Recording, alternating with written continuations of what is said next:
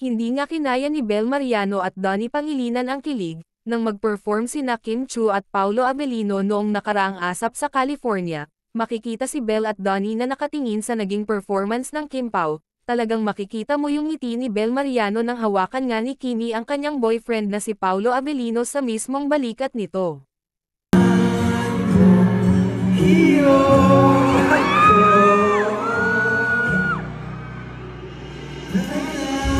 Samantala, kung ang Don Bell ay kinilig sa naging performance ng Kim Pao, ay hindi naman nagpahuli itong Diyosa, na si Ann Curtis kung saan nga ay napasilip ito sa naging performance nga ng dalawa, nang magsigawan nga ang mga audience ay hindi napigilan ni Ann ang sumilip para tingnan ang dalawa.